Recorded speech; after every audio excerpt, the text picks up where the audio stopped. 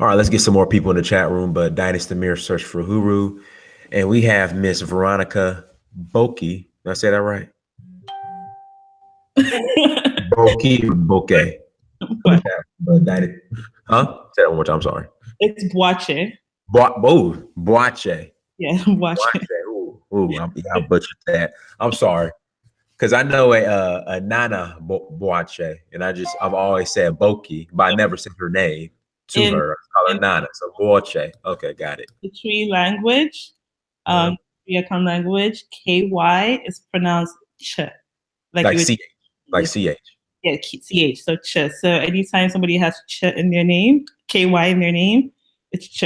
Like wache, like the black beans. Oh, I love that. I love wache. Oh, I love it. It's ch. I see wache. I mean, I ate wache every day for breakfast when I was in Ghana. That's quite normal. I like the barbecue sauce, like that little sauce they put on there. The black sauce. That black sauce it's like barbecue sauce. I don't know what it is, but it was absolutely delicious. I ate that for breakfast every morning. I had me some wache. Yeah, I really don't know how we eat heavy breakfast. I think it just has to do with our lifestyle, but it is a very, very normal to eat wache for breakfast. You brought up a good point, because everywhere else, every other country I've been to in Africa, they really don't eat a heavy breakfast. It's very light, really, really light. But in Ghana, it's not the case. Yeah. It's a very, I want to say strange, but it's not really to us. But we just eat a heavy breakfast. And the funny thing is too, that when you buy wache, you can't buy it after a certain time. So I think after like maybe 11 or 12, they start closing down. So it's like strictly like a breakfast meal. And it's just a thing over there. Wow. Never knew that. Well, everybody in the chat room, thank you for joining us. And today's topic is understanding Africa and the African experience. Now, I'm very critical about Africa, especially when it comes to race. I know we talked about this offline, especially when it comes to there's no racism, it's tribalism and all that. And, we discussed the white Jesus phenomenon in Ghana.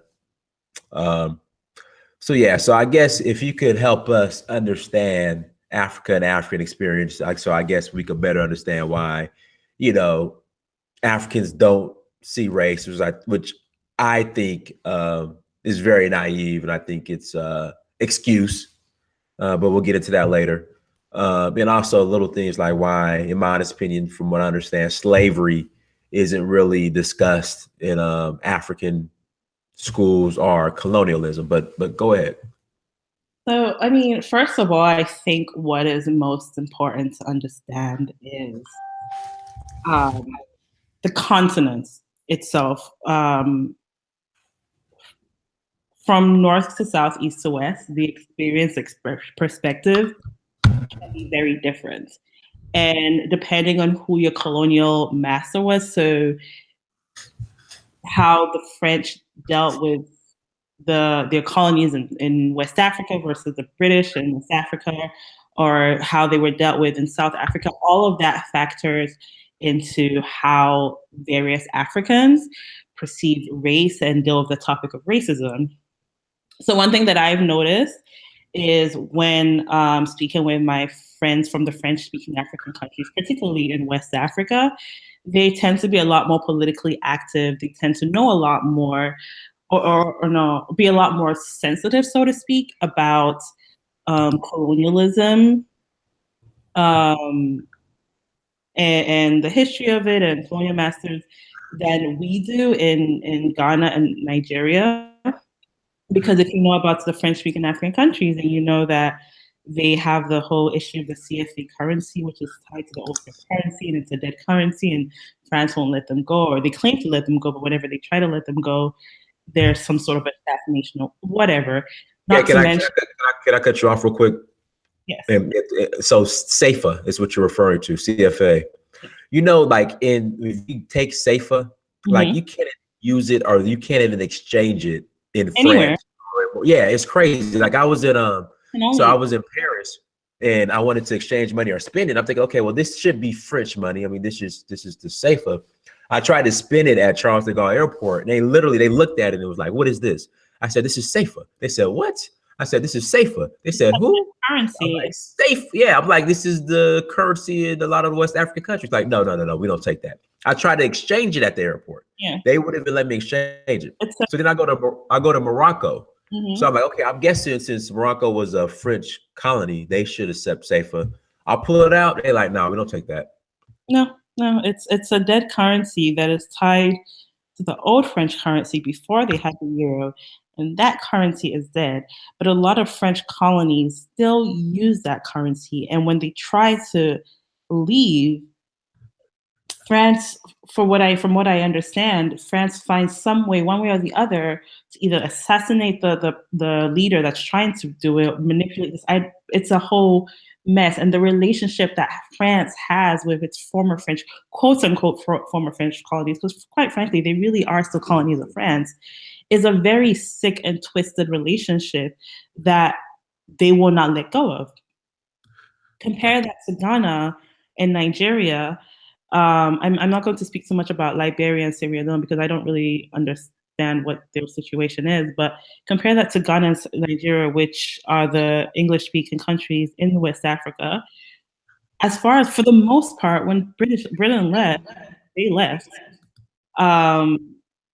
Maybe there's still some colonial ties. I mean, we are part of the Commonwealth, but a lot of things that have happened to us, with the exception of U.S. manipulation and CIA killing Nkrumah and whatever happens there, a lot of things that have happened since has really been on our own terms. Even if there are some strings that are being pulled by America, even if you have, I mean, for the most part, since Britain left, really what we have had to deal with concerning outside experience has usually been the United States, the World Bank and their conditionalities, the IMF, like all those things that really mess up an economy. But for the most part, it's been our leaders that has either made us happy or made us, messed us up. So that's West Africa. Then you go down to Southern Africa, Botswana, Namibia, South Africa. I mean, let's speak on South Africa mostly. They just overcame apartheid about 25 years ago. Right. So they're a lot more sensitive to racial issues. I think their feelings about racism is quite similar to that of America, where they've had to continuously live by white people, by the people that used to oppress them. Only 25 years ago, that experience is very raw for them. As for us, it's in Ghana, at least in Ghana, Nigeria, it's been about 60, 57 years. So that history of colonialism, not that we're not aware of it, but it has eroded away, especially in comparison to what we have been through since, if that makes sense. It makes sense. It's just, I know somebody else, Nana Ashanti, who was on this stream last week, she mentioned the reason why many Ghanaians or some Africans don't see racism is because you see tribalism and you see only each other on a daily basis. And of course, the government is failing you guys. But my argument would be, I mean, if you look at India, if you look at China, let's start with India. I mean, all they do is see each other. The government's not the greatest in India, but when we go over there, they still treat us accordingly. You understand? So and that's pretty much everywhere else except for, I guess, Africa. India has the caste system that has been in existence even since before Columbus set sail. And the caste system historically has had the darker skinned Indians at the bottom and the lighter Aryan descendants Indians at the top.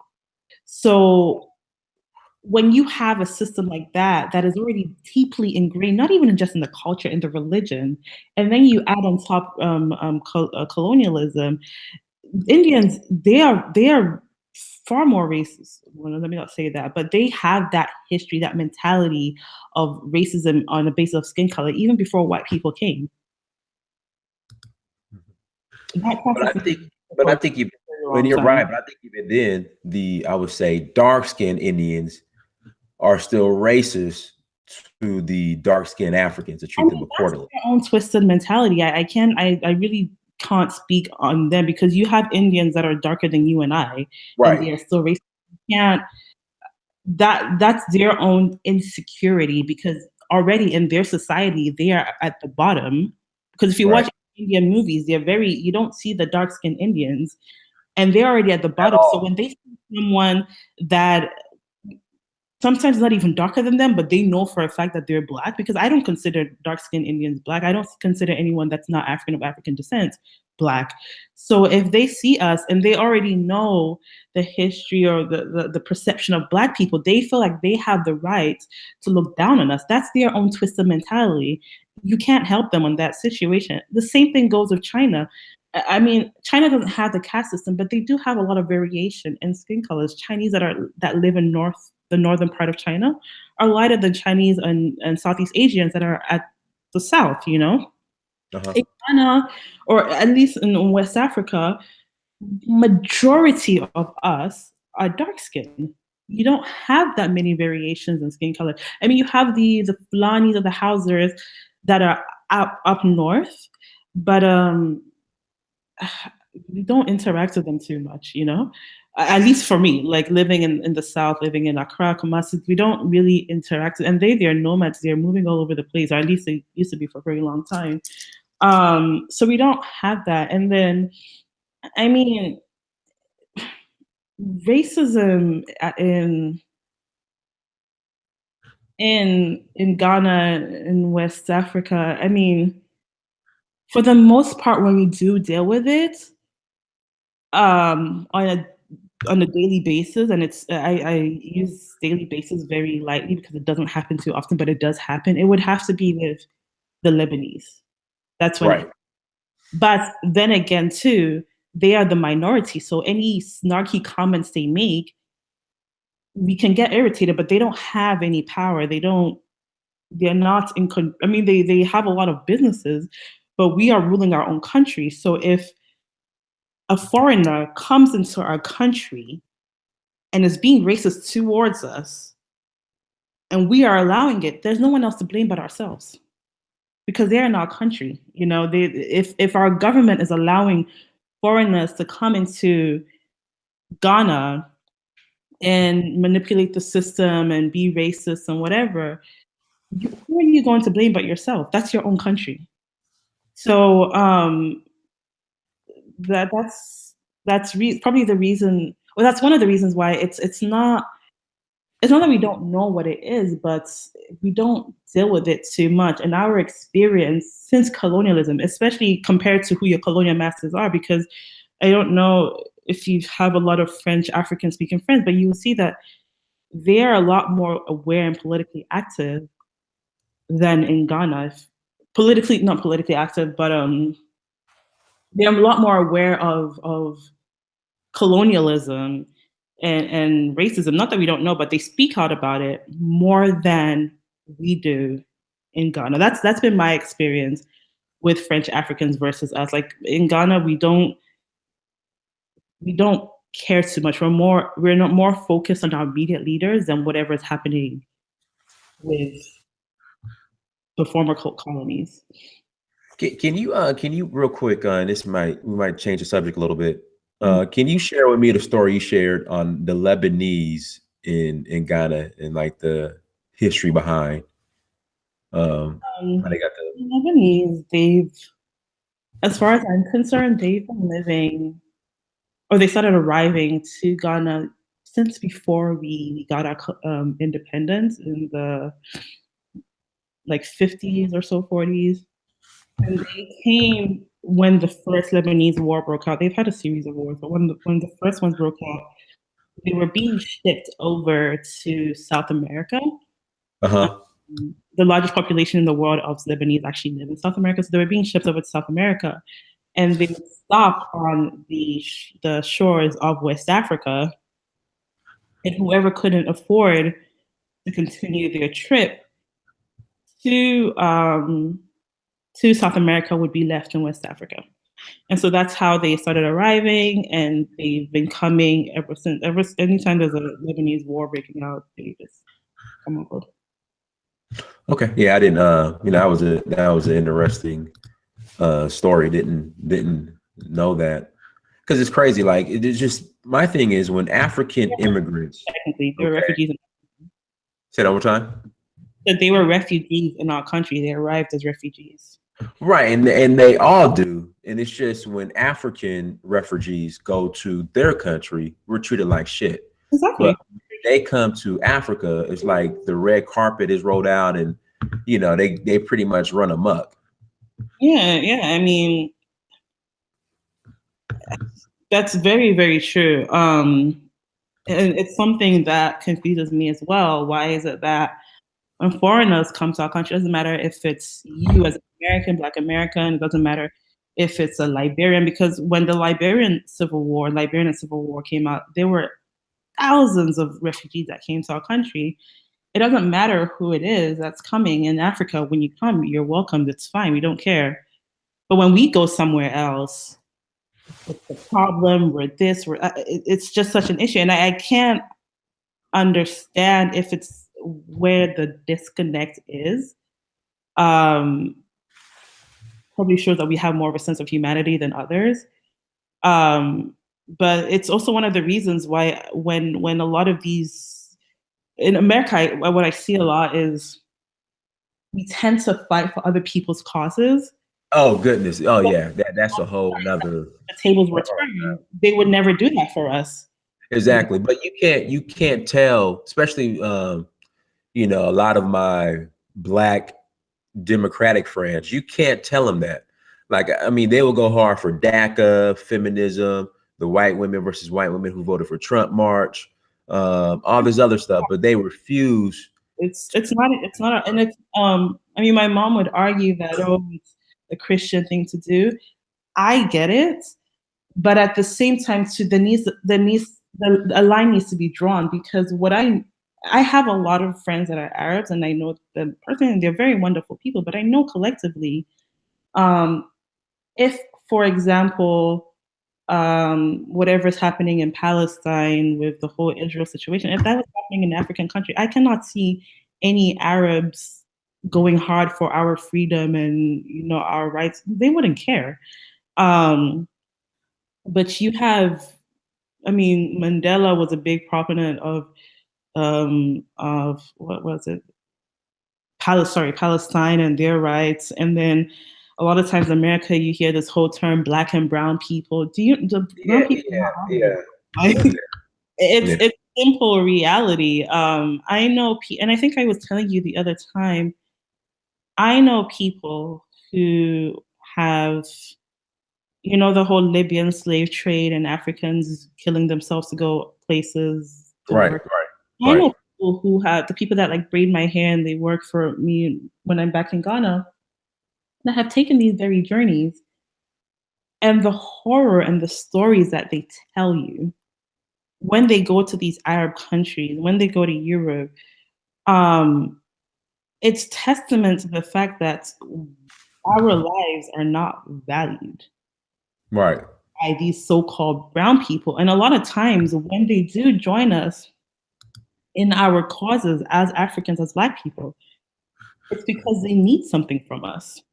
They need our extra support. But, and this is not, I'm saying this collectively. Individually, people are very different. But collectively, we have to look at the situation. And that tends to be the cause. But to get back to the point, yeah, when refugees, foreigners, when they come to Ghana, when they come to Africa, we are very, very welcoming. We don't harbor these whole racial feelings or whatever, but when we go elsewhere, the situation is very, very different.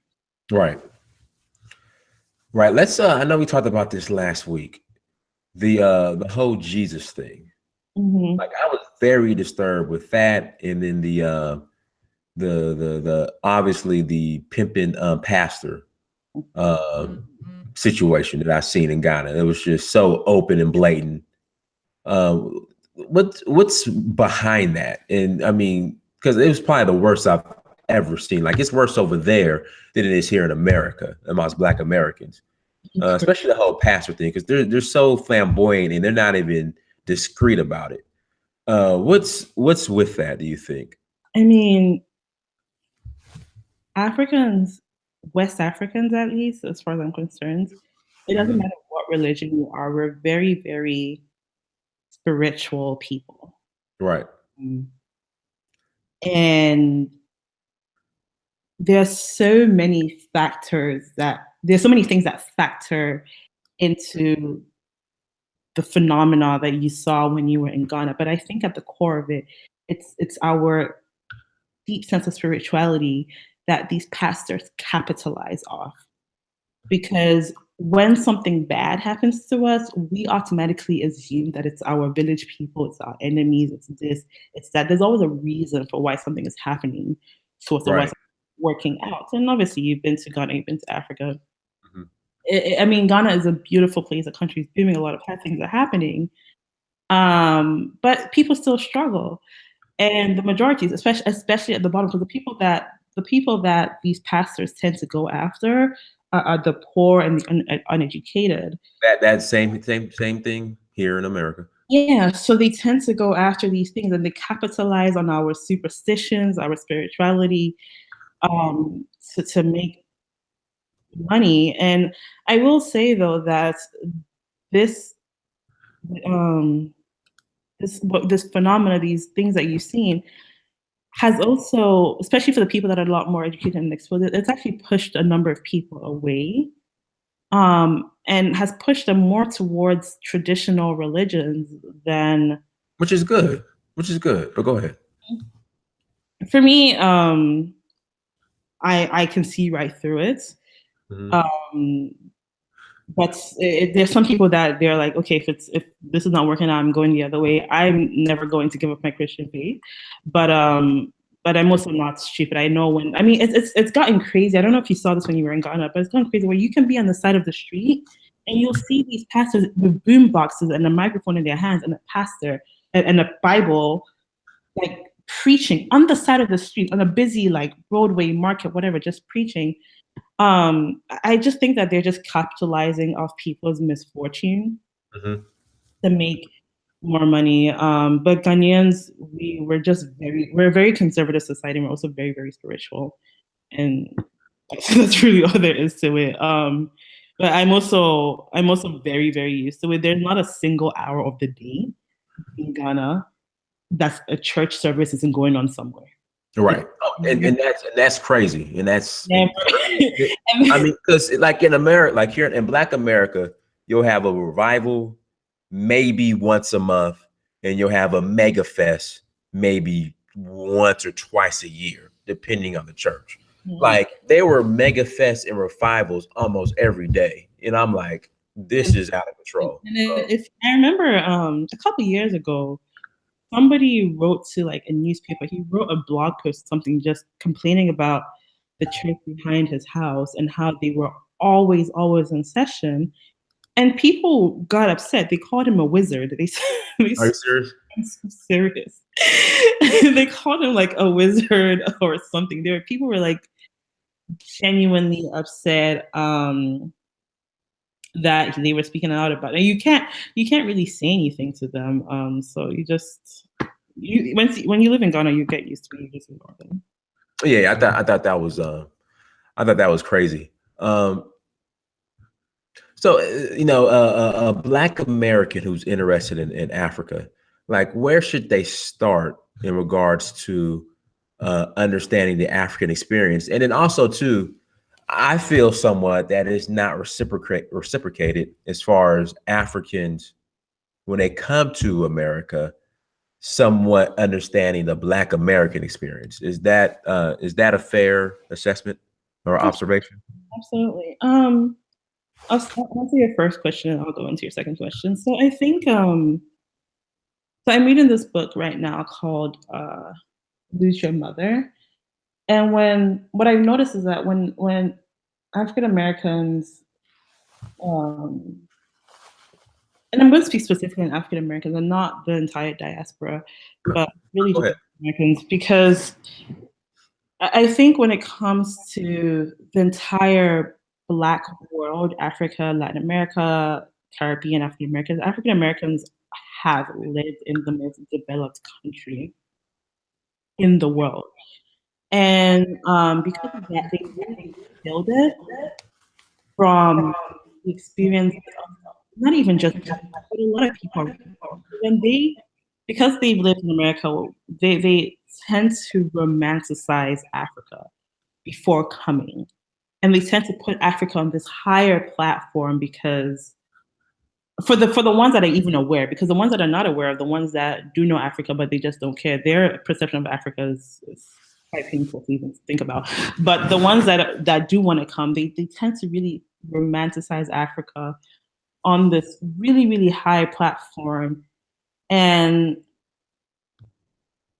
when they do come, I mean, it tends to be a shocker. What I've noticed when they do come to Africa for the first time, it tends to be a shocker because things aren't expected. For example, when they come to Ghana, they call them Obroni. Okay. It means either white person or foreigner, which to be fair, when I go home to Ghana, they call me a Brochifo, which means somebody that lives abroad. Uh-huh. But they call them a brony, and then that hurts their feelings, not realizing that it's not personal. It's nothing against you, but Right. It's just that it's their way of understanding why you act different or why you talk different or why you're or how to deal with you, so to speak. But oh, she's an Abroni, so let's maybe like deal with her delicately, or let's not. I don't know if you're trying to understand what I'm trying to say, No, but no, I absolutely understand. Like, I don't take it personally. Yeah, exactly. like Yeah. like, okay, so this is an Abroni person, so they're not gonna understand X, Y, and Z, or this is why they behave in this way. And it's not a bad thing at all. It's not, you've been to Ghana, we're not malicious people at all. But when they do that, that hurts their feelings. Or when they come to, I mean, in the Lose Your Mother book, I mean, she wrote this book in, I want to say the 90s. Rawlings was still in power at that time. And for her, she was like upset because nobody really recognized her as a brother or sister. The days of colonial, I mean, not the days of independence and the pride that had all gone. Nobody really cared about slavery. That just really wasn't a topic at all. People had just really moved on with their lives, and she just didn't understand that. She was expecting this whole Black pride, Black power thing, and it's like, it's not realistic, and it's also not fair to us, because you have to realize that we're not living any different than anyone else in the world. A lot of people, when things happen, the society, they deal with it, but after a while they have to move on. And since the days of colonialism, since the days of slavery, people have had to move on, and people have had to try and survive, and they can't think about these things. They can't live in the past. Sometimes I don't know if this is insulting, but I hope it isn't. But sometimes I think it's a bit of a privilege, because in America, people have the time of day and the energy to always address the topic of racism and to call that out. In Ghana, people do not, literally don't have time for that. They can't, especially the average person, the majority, the people that can even talk about these things, they tend to be a lot more privileged. They tend to have things going for them. But for the majority of Ghanaians, they do not have time to be thinking about things like colonialism, slavery, petty things, not petty things, but things that really do not affect their day-to-day life, if that makes sense. So when coming to Africa, you just have to realize that the expectations that you have of Africa, or the whole brotherhood or the whole brotherly thing that you're expecting to feel, it may not happen. And it doesn't mean that we don't like you, we don't like African Americans, because that's absolutely ridiculous.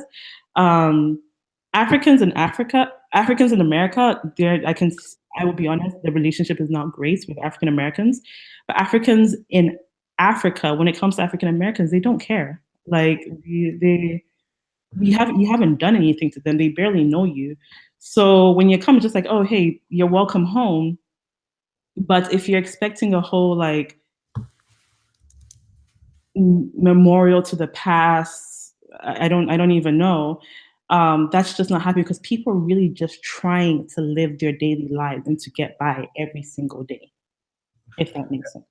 It makes sense, but I think the reason why racism is prevalent here in America and we speak on it is because it's still Because it's still happening. still happening, right? Exactly. And then I'm gonna give you my theory on why the relationship between Africans. Well, I would say I think it's exaggerated, but I think a lot of it has to do as far as this African versus African American thing in America. Because you're right, when we go over there, it's like there's no problem at all. They don't about these I think is really rooted in, and correct me if I'm wrong. I think personally that we'll just say were your parents first generation in here in America? parents don't live in America. They're not interested. Oh, so they're still. Oh, that's right. You're right. They're still in Ghana. My whole family lives there. Okay, so I would say this. Would you say your parents are like your parents who relocated to America? And this is my honest opinion. We're so happy to get to America, number one. And we're so afraid to, I guess, offend white people or the system so they don't get sent back, or there's a system in place that will make it harder for the future Africans to get here to America, that they just completely disconnected themselves from Black Americans. Because obviously, if we were to unite, what that would mean to not just white people, but non-Blacks in general. No, That's how I feel. That's why they're so purposely disconnected. that's not the situation at all. So if I remember correctly, the history between African Americans and Africa, and this is what I was told, and this is also going to be kind of merged into my experience. When Africans first started arriving, the second generation of Africans that arrived in the 70s, the relationship wasn't good because they would be mocked a lot for literally their very Africanness by African Americans. And I mean, they were marked for their clothes, they were marked for their accents, they were marked for their dark skin. So you had that generation of Africans that would go on to tell their kids to stay away away from them. And then it would also continue because after that, a lot of Africans, I know it happened to me when I arrived, when I came here when I was 13. And I'm going to explain that, but keep going. And I understand why that happened, but either way. And I remember my first year in America till this day, I think other than after I graduated, till this day was the worst year of my life. And I cried every single day because I wasn't I remember being called a dirty African by the African American girls. They laughed at my skin, they laughed at my accent, they laughed at my I just was not welcomed at all. And I remember being 13 and I just didn't understand why they were being so mean to me and why I was expecting something different because before that I'd lived in Ghana and I'd only seen African Americans on TV and I saw Beyonce and other things. I just thought they were like very, very cool. So I remember coming in and just being very, very excited to meet them, and that just was not the reception. And obviously I'm coming from Ghana and I don't know too much about African Americans and the experience and the history and whatever, and that has nothing to do with me. I don't know anything about this. I don't know why they're being so mean to me. And so this experience would go on to happen a lot with a lot of other Africans. I know very few people that haven't had this experience, but it will go on to happen to other Africans. And so that's one issue. But then the second issue really is that for the people that don't experience it, it really comes also down to the immigrant experience that happens to everybody, where people, when they come here from other countries, whether it's African countries, Asian countries, Latin American countries, it's such a hard process to get here. And when they get here, they have a goal. They either have a goal to get their education or to make money. So they're not interested in the whole activism. They're not going to do anything to risk their visas, Right. I remember, this is like a funny story, but not really. Right. remember when I was in college, and I'm American. Okay, so I have an American citizenship. I was born here. When I was in college, and me and some friends went out drinking. We were all from Ghana, and I think a few from Nigeria. Went out drinking, and one of my friends, she drank a bit too much, and she passed out. Mm. And and the police came, the ambulance came, and literally all my friends that were on student visas and whatever, they disappeared. Scatter. Yeah. Heartbeat. And we're all Africans. We're all Africans. But it's like, listen, I'm here on a visa. I'm not going to do anything to mess up this chance. And I'm also here to get my education. Like, I'm not. And I remember when I was in Boston when the whole Black Lives Matter thing started, and I don't think I even knew any of my African friends that even joined that protest, because they're not going to do anything to risk their opportunity here. Join what? Say that again.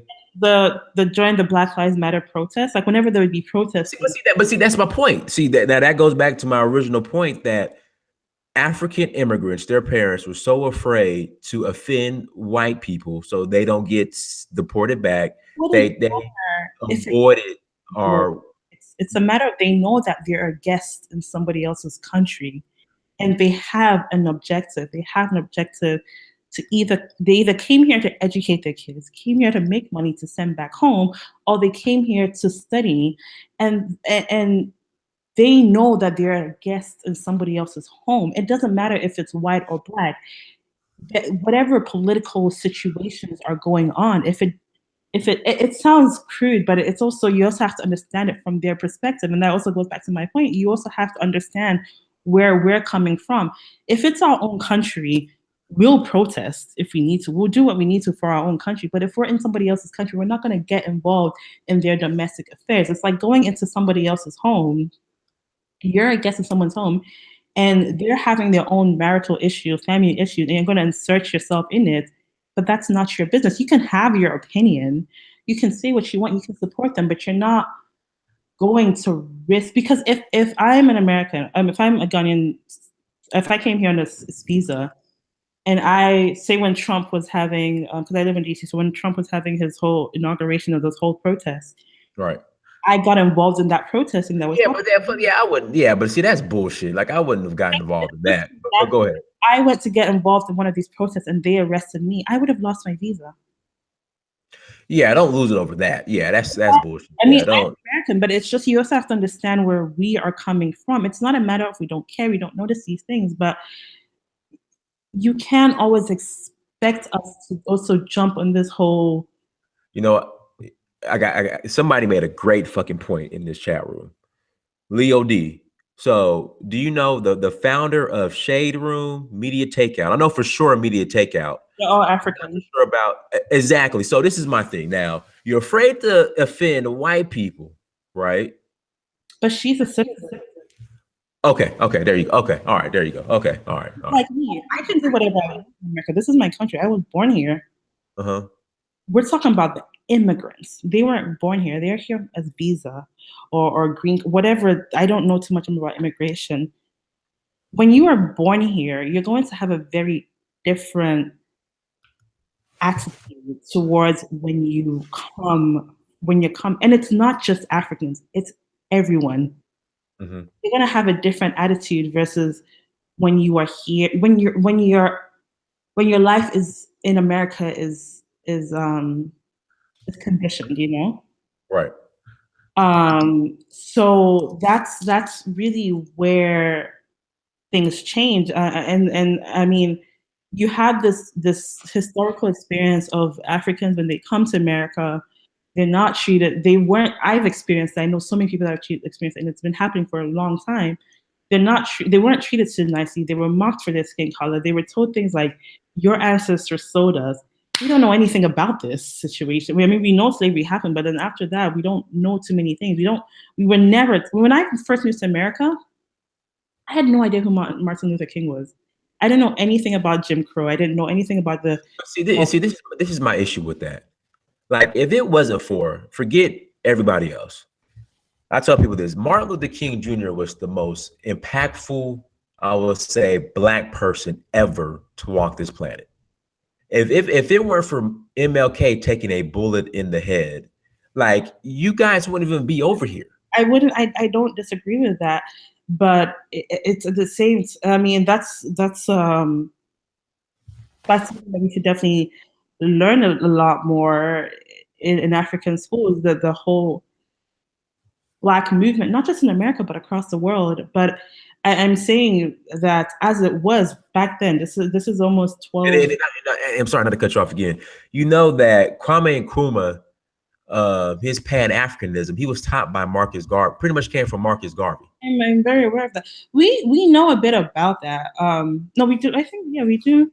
We know about, because in Ghana we love Nkrumah. He's everywhere, so we know that. Uh-huh. We know his influence in America when he came to school here. We know that he was very much a Pan-Africanist, and he invited a lot of African Americans and people across the Black diaspora to Ghana. But when I'm talking about like the Black American experience. I didn't know anything. I knew slavery happened, obviously. My parents are from the central region. My grandfather's from around Cape Coast. So we knew about slavery. We have the castles. We know about that. But anything that happened after that, we don't know. And I got to cut you off again. Okay, let's talk about this castle situation. So this is the thing that's starting to piss me off, because this is not just Ghana. This was also in Senegal. Mm-hmm. I'm a descendant of the slave trade, my ancestors. Why do I got to pay the tourist price to come experience or see what my ancestors went through? I got to pay the tourist price. I got a problem with that. I mean, it's nothing you could, it's not your fault, but I'm just saying I had an issue with that, because the same thing in Ghana. I mean, in Senegal, I went to Gorée Island. They were trying to charge me the tourist price. I'm like, look, I'm returning. Like, my ancestors were kidnapped and sent and bounded and sent away. I'm coming back. I should get, I should pay the local price. I don't mind paying, but I should pay at least the local price. But I just had to get off my chest. Go ahead. I'm sorry. I don't know too much about that. Honestly, I'll answer that. This will be my theory about that. But to go back to my original point, we're not taught about the Black American experience in my country. I don't know about other African countries, but I know for a fact that in Ghana, we in the schools that I went to, we didn't know anything about that. So when I come to America and I suddenly get this hostility treated towards me, or I'm told things like your ancestors told me, or you're a dirty African, and I'm expected to understand where you guys are coming from, and I'm like, I don't know, I don't get it,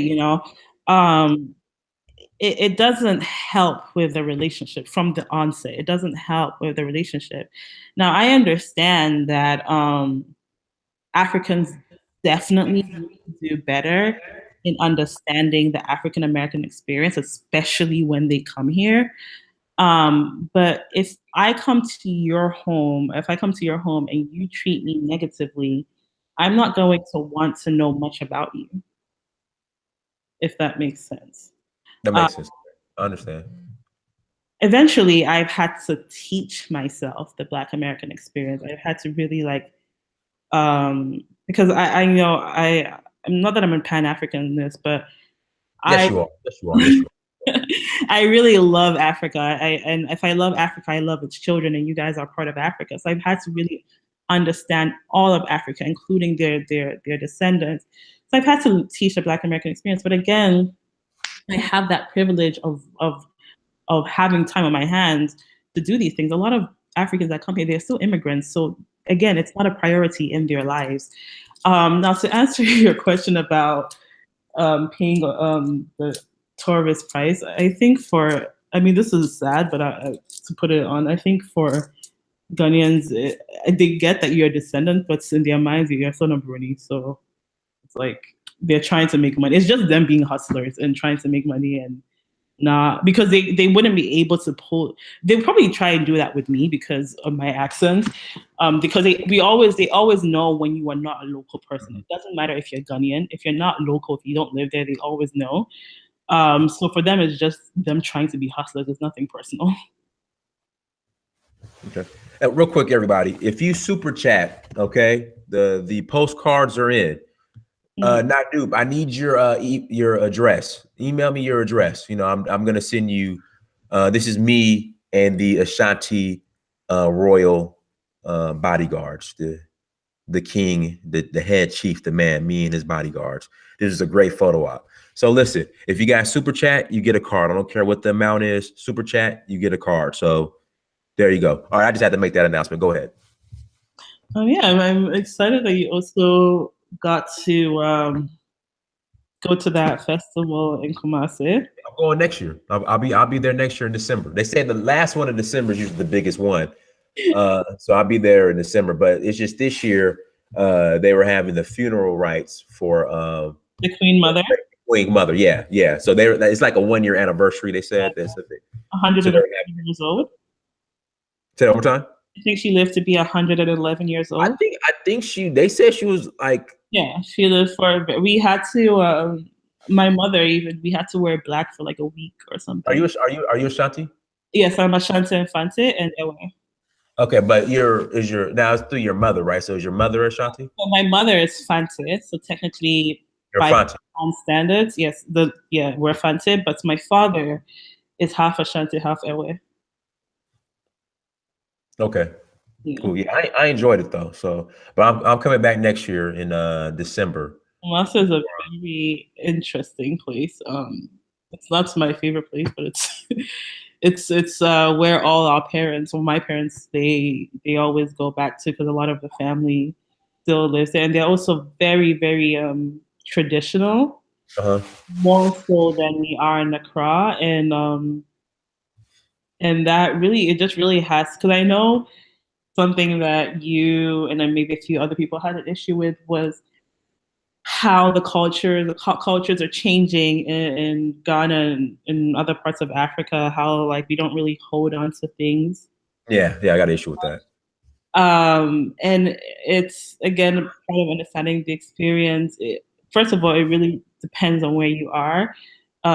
Because Kumasi is the center of the Ashanti people, is the center of the Ashanti kingdom, and the Asante Hene, our king, still lives there. They're a lot more traditional, but in Accra, I don't know how much time you spent in Accra, but it's not, you don't see it too much. And it really, Africans, we're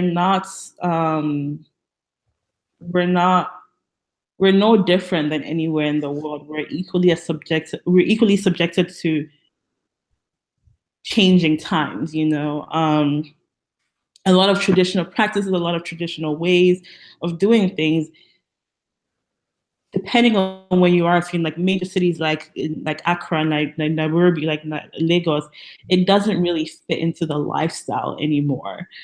So you're going to see, and then another thing too is that majority of us across the continent, I think the median age in Africa is 25 or 35, either or.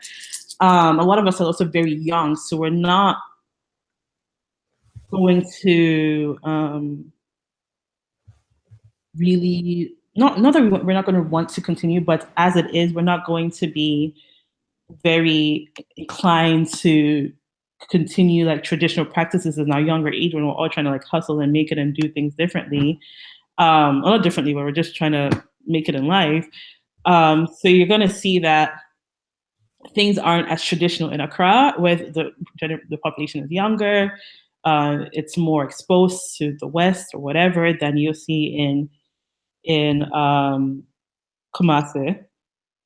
Mm-hmm. And it's there's not I've traveled quite a bit and I don't see any different. Like when I was in China's far more westernized than I even think it is in America. Really? Yeah, oh yeah. I did not see, I mean they everybody had like jeans and headphones and very, very westernized culture. And I mean when you see traditional Chinese clothing, it's because they're putting on a show.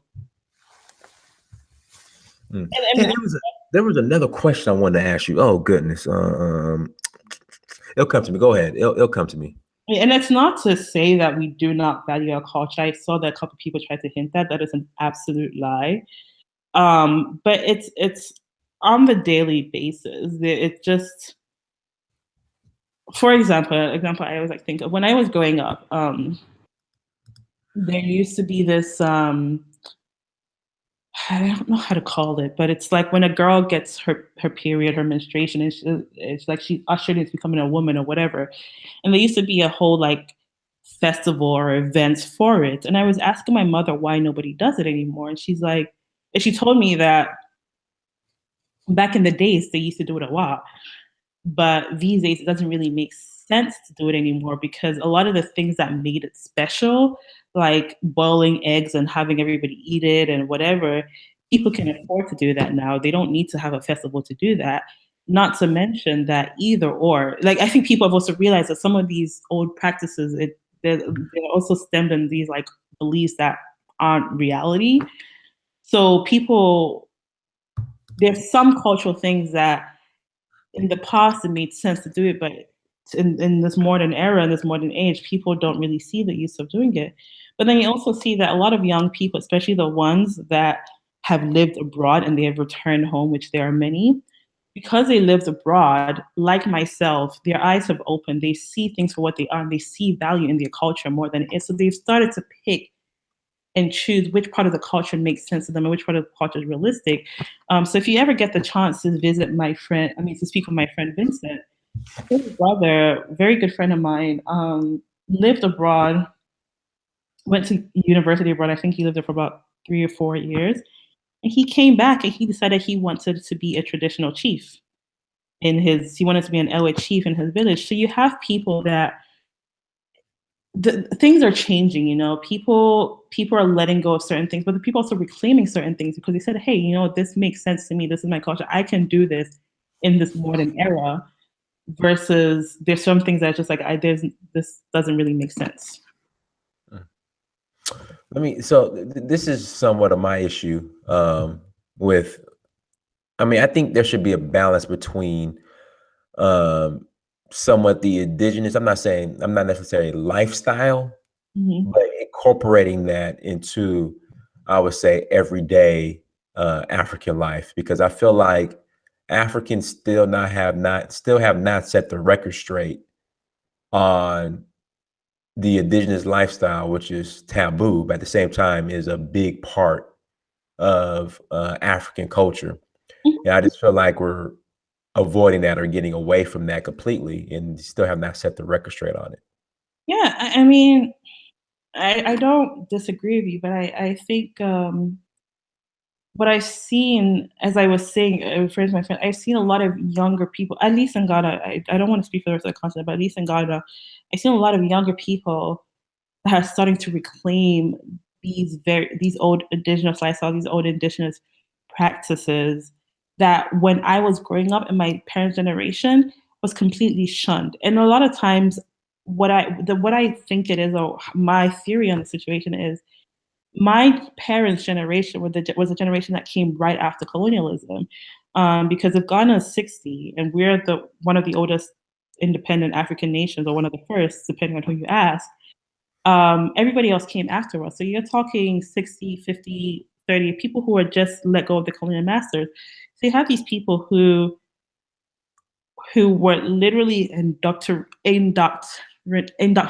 into the colonial ways of thinking, versus my generation who is in the age of the internet, who has a little bit more money, who can travel abroad and see things through their eyes. And when they come home and they're like, no, like my culture is not a problem, we can do this. I think we're cool. We can be all these people and still believe in these traditional practices or practice these traditional ways. Because now I have a number of friends who not only practice the traditional religions, but they openly practice it. Right. When I was a kid, that was a taboo. Remember when I was telling you that when we were growing up, we thought my friend Senna, his father was a magician. We had no idea what was really going on, because it was very hidden, it was very shunned and underground. But people are now openly practicing it because they've started to realize that there's nothing wrong with our indigenous way, and that was all colonial mentalities. My parents' generation, it wasn't like that for them. They were raised in these systems. They were made to believe that the only way they could be something or could be someone is to speak the English language, act a certain way, you know, be like what the white man said, and they were just really trying to survive. But we're a little bit more privileged, you know. It's also kind of, I mean, the thing. I mean, I can't really compare it, but I mean, if you think about um, the people that grew up in the civil rights era Right.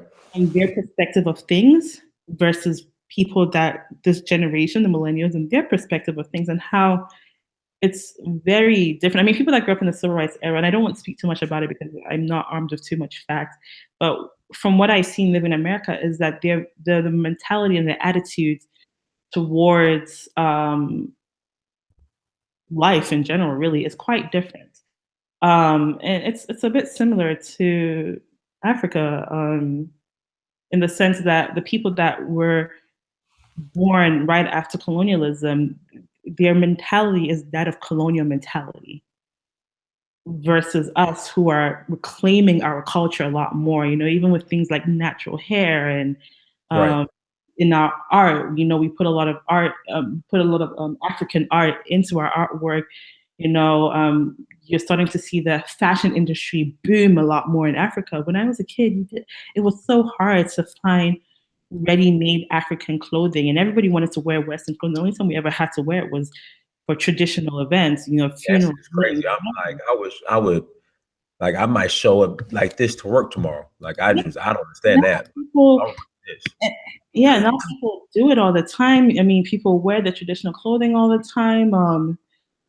You have people that are openly questioning what we've been made to believe, and then openly saying that, you know what, this whole Western standard, it ain't shit. Like, you know, um, that's not true. And I honestly think that with every generation that passes by, people are going to move away from the initial standards that was set when the nation of Ghana, all of us connecting, the nation of Ghana was set 60 years ago. And they're going to find a way to incorporate their traditional beliefs and practices. No, well, see, when I was in Kumasi at the Aquaside Festival, like the first day, like one of the days was just strictly for traditional religion, I guess. And it was absolutely beautiful. Yeah, yeah, yeah. Kabasa is definitely all about tradition, all about the culture. I mean, it's the capital of the Ashanti Kingdom. So that's where the Asante Hene sits. There's no way about it at all. Mm. My You mom know, has somebody brought up a great point in the chat room. Now I know you're not Nigerian, but in Nigeria, you see a lot of people, and especially when I was in Benin as well, but especially in Nigeria, you see a lot of people, especially politicians, wearing their traditional uh, garbs and outfits yeah, yeah. That versus like Ghana. that is Nigeria is. Well, Nigeria is a bit complicated, but Nigeria, I mean, like Muhammadu Buhari, he wears his traditional clothing. Nigeria does tend to be a lot more traditional. Ghana, it depends. It really depends on who you're dealing with. But I know there are initiatives to really build the traditional African wear industry Hmm. in Ghana, and I actually know across Africa. And it's funny because I was reading somewhere, I think it was either Kenya or Uganda or Rwanda, one of those countries, when they tried to ban secondhand clothes from the West, they tried to actually put sanctions on them because they didn't want them to build up their traditional clothing industry. So it's also another struggle that I think African politicians are having. But I mean, the point of the matter is that things definitely are changing. People are definitely starting to open their eyes and wake up. Um, even if you even look at like our musicians these days, I don't know if you know Kid or Davido or whatever. Oh yeah, oh yeah. Well, you know, David O's from Atlanta. Yeah. Yeah, West could never know. Oh, you know what? I always thought Runtown was from Ghana for some reason, but he's from Nigeria too. Yeah, because of his song "Mad Over You." But even I remember when I was younger, um, that even the Afro beats, the evolution of Afro beats. When I was younger, I remember a lot of African musicians. They were always trying to like make, or the younger African musicians, they were trying to like make like westernized, Western sounding songs. Well, are you sure? I mean, because I listen to Ghanaian High Life. I love Ghanaian High Life. They like there's Ghanaian High Life, which is like my parents' generation. This was like when I was younger, so I'm talking like early 2000s. And I remember that we trying to make westernized sounding songs, and they just sounded awful. They sounded terrible. And I think they started realizing that listen, for you to succeed, you have to make a traditional music because we have enough American, musicians. We don't need We don't need a Ghanaian musician that just sounds very awkward trying to rap. And so you really started to see the boom in Afro beats when they really got to the culture. But even still, whenever they would do it, there would always be this whole like Western aspect of it in the music videos, and they would have all these like extremely light skinned girls. And Yeah, lately, the last like 2, 3, 5 years, you're starting to see them cut the bullshit. Excuse my French, and that's and okay. You can cuss on here. Sorry. and really embrace the culture for what it is, and speak the languages and speak pidgin and be authentic to themselves. And they're being a lot more successful versus trying to tattle the line where they're trying to be American but not really. Just this awkward situation that they had before they started being authentic. And I think that's just people, the younger generation, really opening their eyes and being authentic to themselves. And I really do believe that with every generation, with every year that goes by, things are going to change and people are starting to open their eyes. And people just really need to be patient with Africa and Africans, because when it comes to the nations in Africa, especially sub-Saharan Africa, we're all very, very young nations. 60 years ago, we didn't exist. Ghana did not exist. We were the Gold Coast. We were a colony of the United Kingdoms. And we're all trying to figure ourselves out. And it doesn't help that we have leaders that are incredibly corrupt and useless. But you also have younger people who are a lot more active and a lot more aware of things, and they're not as indoctrinated into a colonial mentality as our parents were in the generation before that, where they want better for themselves and for their country. Somebody brought up a great point in the chat room, because there's these I know at the mall I went to in Ghana in Accra, there's this store called Vlisco, and they sell like overpriced fabric from print. And that store was packed. Yeah.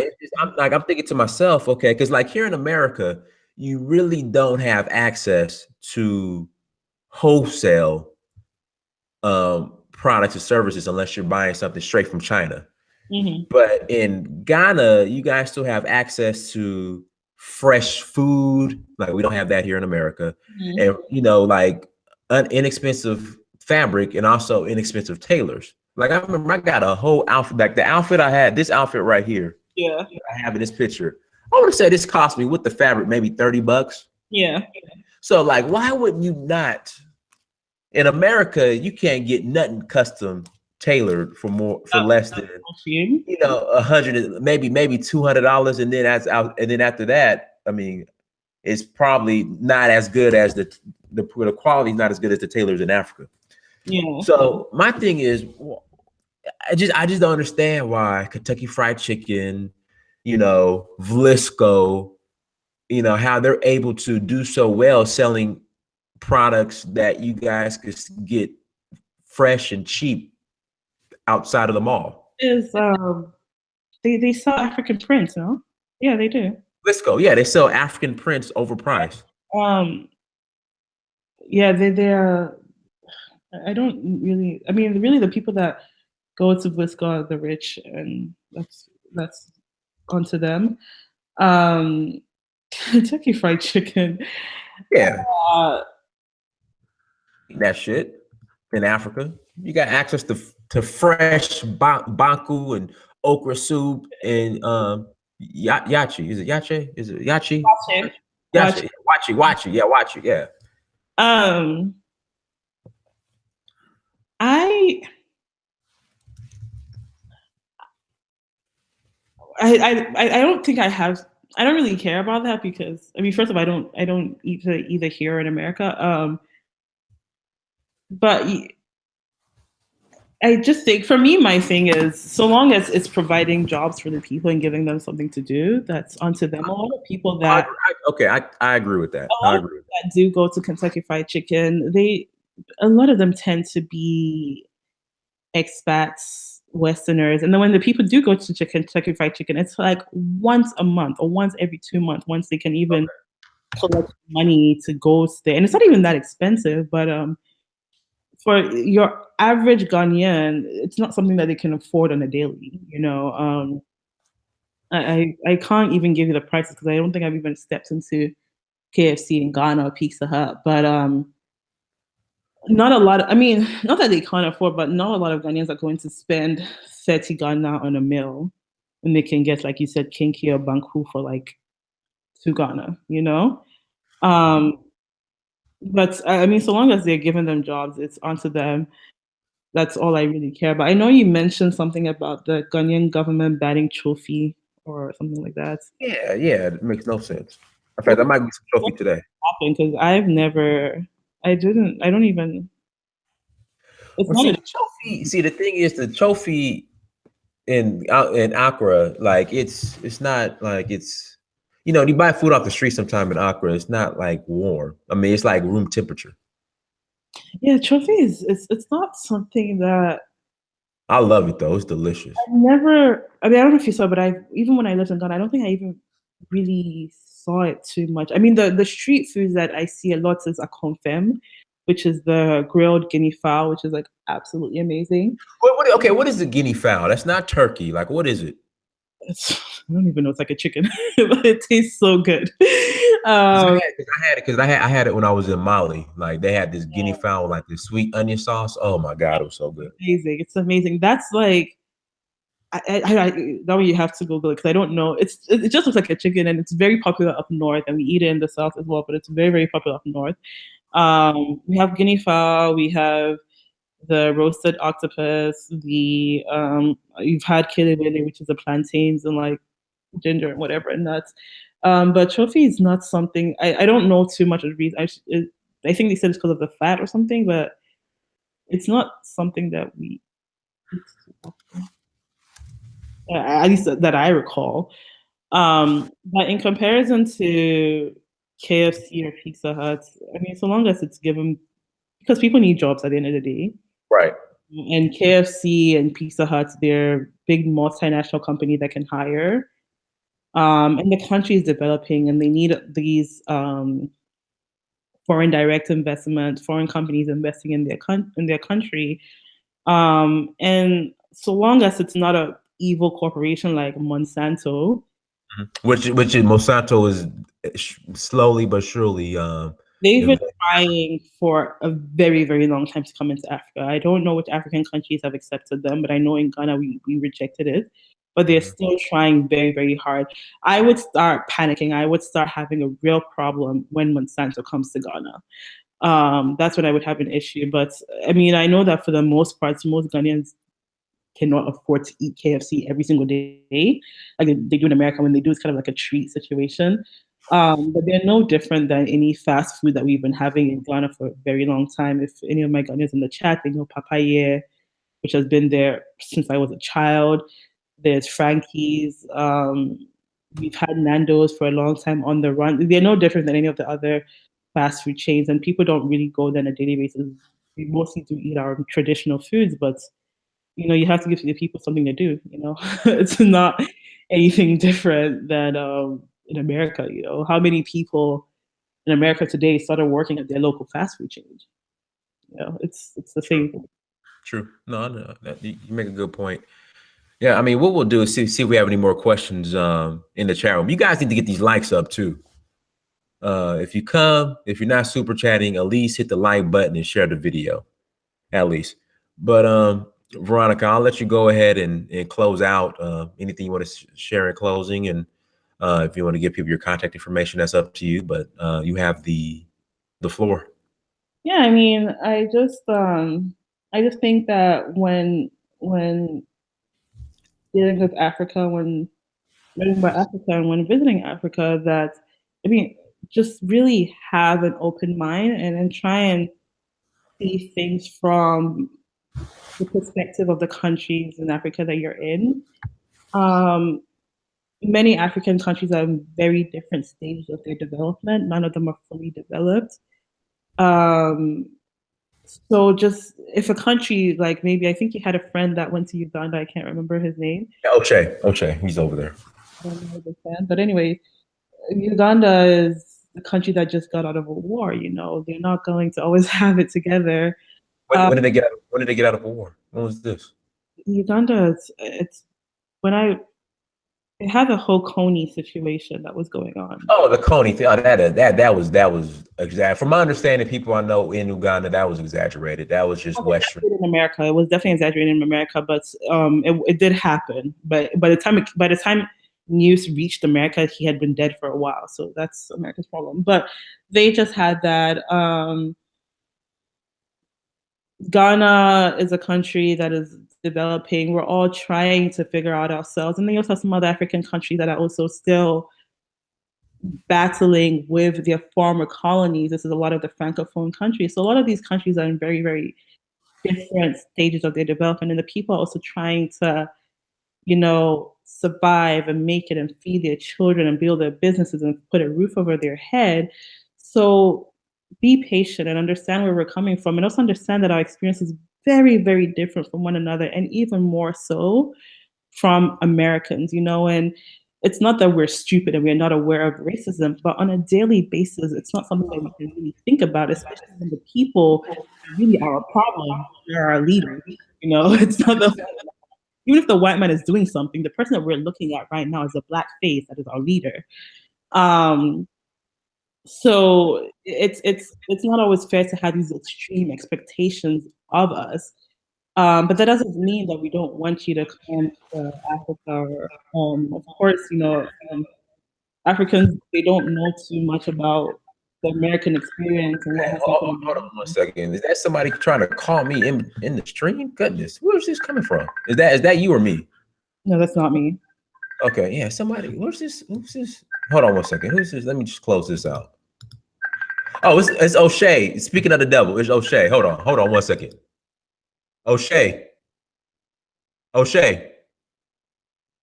hung up. All right, go ahead. I was gonna let him get on. Go ahead. I'm sorry about that. Yeah, so that's really all I have to say is they just have very different experiences, and if you want us to know about the African American experience, then just teach us. You know, we're not people collectively. We're not negative people. We have our issues, but we're more than happy to learn. So you just really have to teach us. But to think that we are ignorant or we're not aware or we're stupid or we're very docile people because we're not as ignited about racism as the way as African Americans are, it's not fair. You know, if you're looking for that sort of reaction towards racism, then you would have to go to a country like South Africa, you know, where they have a lot of it. You know, they deal with it on a daily basis.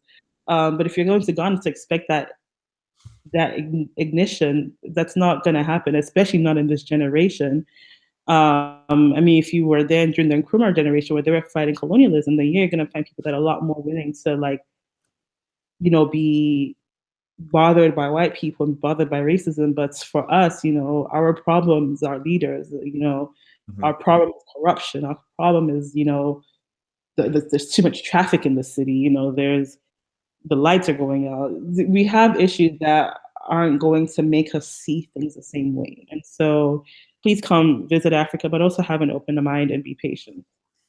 Cool, perfect. All right, well, we appreciate you going on. The people, you know, they love you in the chat. They said it was a great stream, so we got some good feedback. So I appreciate you coming on, and don't be a stranger as well. You know, anybody that comes on, you know, you are more than welcome to come back on anytime. Just let me know. So I greatly appreciate it. Okay, not a problem. Lovely speaking with you. No problem. Everybody, thank you so much for joining us today. I'm about to go get me some African food. I don't know if I'm gonna eat some Ghanaian food and get some chofi, or I'm gonna get some Senegalese food. I'm gonna figure it out here real quick. But make sure you guys go to search for Huru on social media, Instagram, Snapchat, Twitter, and Facebook. Also, make sure you go to Patreon as well. Sign up for my Patreon. Search for Huru. Also, lost my train of thought. I'm so hungry. Go to dynastymirror.com. Go to searchforhuru.com, and also make sure you go to Amazon.com. Search your name, Dynasty Mirror. Please buy a book, and then make sure on Facebook as well. There's Africa Personified. Make sure you guys like that page and follow it as well. This year we're gonna grow this platform as much as possible, and we definitely need you guys' support. Again, if you don't donate monetarily, all I ask for a like and a share. That's all I ask for. So again, thank you so much for coming on. We appreciate you. I might come on later on today. I might not sure yet.